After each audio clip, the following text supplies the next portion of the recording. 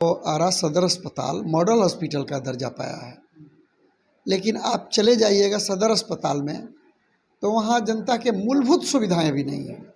विधायक हैं, 5 बार से जीते हुए हैं अमरिंदर प्रताप सिंह, और अमरिंदर बाबू जीतने के बाद आरा में नहीं दिखाई देते। अब आप देखिएगा कि वहाँ आईसीयू वर्षों से बना हुआ, लेकिन आईसीयू चालू नहीं है। वहाँ अल्ट्रासाउंड हो या मान लीजिए कि सीटी स्कैन सप्ताह में सिर्फ 2 दिन होते हैं, ऑपरेटर नहीं है, लोग सफ़र करते हैं। हम देखते हैं कि जो जनप्रतिनिधि जीतने के बाद आरा में नहीं रहते हैं तो उनके पास लोग पहुंचेंगे कैसे। राजनीति एक सेवा है, अपने इलाके के हर जनता की दुख तकलीफ में वो शामिल रहें और हर समस्याओं को उठाएं। से हमारे एमपी बने हैं तो हम लोगों ने महसूस किया कि कितनी बड़ी तादाद में लोग बीमार हैं, कैंसर के पीड़ित हैं, किडनी रोग के पीड़ित हैं, असाध्य रोग में ग्रसित हैं लोग। तो हमारे साथ आरा विधानसभा के प्रत्याशी कैमुद्दीन अंसारी हैं और इनसे बात करते हैं। सबसे पहले स्वागत है हमारे चैनल। बहुत बहुत धन्यवाद। कहीं ना कहीं विधायक, सांसद और मंत्री अपने क्षेत्र के लिए, अपने जो क्षेत्र है उस क्षेत्र के लिए क्या क्या कर सकते हैं?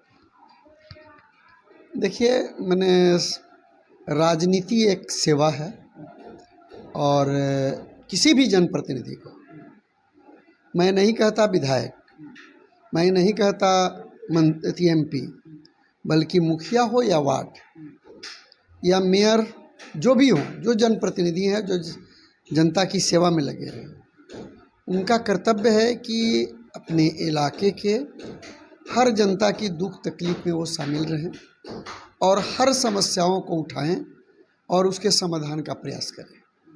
जनप्रतिनिधि का यह कर्तव्य होना चाहिए। और मैं समझता हूँ कि हम भी आरा विधानसभा से चुनाव लड़ते हैं, 2 बार चुनाव लड़े हैं। पहली बार हम तीसरे नंबर पर थे, दूसरी बार हम जीतते जीतते नहीं जीत पाए, लेकिन इसके बावजूद भी चुनाव लड़ें या न लड़ें, हम लगातार पब्लिक की सेवा में लोगों के सवालों को उठाते रहें, उनके सवालों पर लड़ते रहें, उनके समस्याओं को के समाधान की ओर लगातार आगे बढ़ते रहें। और कोई भी एमपी से अभी हम उम्मीद रखते हैं, कोई एमएलए से भी उम्मीद रखते हैं, कोई जनता के सभी सवालों को पूरा करे। लेकिन हम देखेंगे कि आरा में हमारे विधायक हैं, 5 बार से जीते हुए हैं अमरिंदर प्रताप सिंह, और अमरिंदर बाबू जीतने के बाद आरा में नहीं दिखाई देते। ये दुख की बात है कि आप आरा की जनता से वोट लेते हैं और आरा के जनता के सवालों पर जूझने के बजाय आप आरा से दूर चले जाते हैं। तो हम कहते हैं कि चाहे वो अमरिंदर प्रताप सिंह हो या कोई जनप्रतिनिधि, अगर जनता के बीच नहीं रहता है तो वो जनप्रतिनिधि के लायक नहीं। जनता के प्रति अगर कोई सोचता ना हो, जैसे देखते हैं कि आरा के सदर अस्पताल में लोग जब वोट मांगने जाते हैं तो कहते हैं कि ये आपका बेटा है, ये आपका भाई है, आज अपने हाथ मजबूत करिए अपने बेटा का, ये बेटा आपके लिए सदैव जो है तत्पर रहेगा आपकी सेवा में। बाकी फिर जीतने के बाद क्या, वही अमरिंदर प्रताप सिंह की जो बात किए हैं, ऐसा तमाम नेता लोग को हम देखे हैं, कितना विधायक मंत्री लोग को देखे हैं। वो अपने पेंशन तो उनको चाहिए, बाकी गरीब कैसे रह गए उनको ये व्यवस्था नहीं करने आता है। किसी भी प्रतिनिधि को, अब जैसे मान लीजिए जब आरा हॉस्पिटल का सवाल उठा लिया तो आरा सदर अस्पताल मॉडल हॉस्पिटल का दर्जा पाया है, लेकिन आप चले जाइएगा सदर अस्पताल में तो वहाँ जनता के मूलभूत सुविधाएं भी नहीं हैं। अब आप देखिएगा कि वहाँ आईसीयू वर्षों से बना हुआ, लेकिन आईसीयू चालू नहीं है। वहाँ अल्ट्रासाउंड हो या मान लीजिए कि सीटी स्कैन सप्ताह में सिर्फ 2 दिन होते हैं, ऑपरेटर नहीं है, लोग सफ़र करते हैं।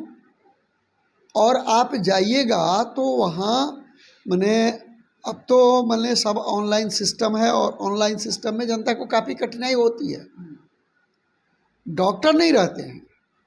आप देखिएगा कि रूटीन है डॉक्टरों को बैठने का, डॉक्टरों की बड़ी लिस्ट है, जी हम गए थे लेकिन सदर। डॉक्टर लोग नहीं मिलते हैं। कुछ डॉक्टरों के, चुनिंदा डॉक्टरों के सहारे सदर अस्पताल चलता है, नहीं तो बड़े डॉक्टर घर पर रहते हैं। आप देखिएगा आरा के नामी नामी डॉक्टर अपनी निजी क्लिनिक चलाते हैं। आरा में ही जो ब्लॉक में है उसमें बड़े बड़े डॉक्टर हैं, शुक्ला जी हैं, अमरिंदर बाबू हैं, और ये बड़े डॉक्टर हैं।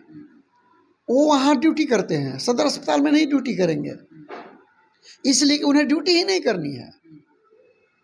उन्हें तो सरकार से तनख्वाह लेनी है और अपनी क्लिनिक को चलाना है। उसी तरह से किसी भी बड़े डॉक्टर को आप देख सकते हैं, वो अपनी क्लिनिक में उजराए हुए हैं, उसमें लगे हुए हैं, जनता से किसी को कहाँ लेना देना है। लेकिन सवाल जरूर जनप्रतिनिधियों पर उठता है, और मैं ये कहूँगा कि अमरिंदर बाबू चाहे आरा का मेयर कोई भी हो, जनता के प्रति ध्यान नहीं देते हैं, और सदर अस्पताल के प्रति तो ये सोचते भी नहीं हैं लोग। जबकि जनता की के सबसे कमज़ोर तबके के लोग, सबसे निचले तबके के लोग, सबसे गरीब लोग, चाहे वो किसी भी जाति, समुदाय, समाज के रहने वाले हों, वही सदर अस्पताल में जाते हैं। जिनके पास पैसे हैं, जो धनवान हैं, वो तो निजी क्लिनिक में जाते हैं। इसलिए मैं कहना चाहता हूँ कि अगर हम जनप्रतिनिधि बने तो सरकार के द्वारा जो सरकारी अस्पताल है, सदर अस्पताल है या प्राथमिक स्वास्थ्य केंद्र है, उप स्वास्थ्य केंद्र है, उनकी दशा को सुधारने का भरपूर प्रयास करेंगे और कोशिश करेंगे कि जनता की मूलभूत सुविधाएं जो मिलनी चाहिए वो ज़रूर मिले। कि बड़ी तादाद में लोग आते हैं कि मेरा किडनी खराब हो गया है, कैंसर के मरीज हैं। अभी 2-3 माह से हमारे एमपी बने हैं, तो हम लोगों ने महसूस किया कि कितनी बड़ी तादाद में लोग बीमार हैं, कैंसर के पीड़ित हैं, किडनी रोग के पीड़ित हैं, असाध्य रोग में ग्रसित हैं लोग।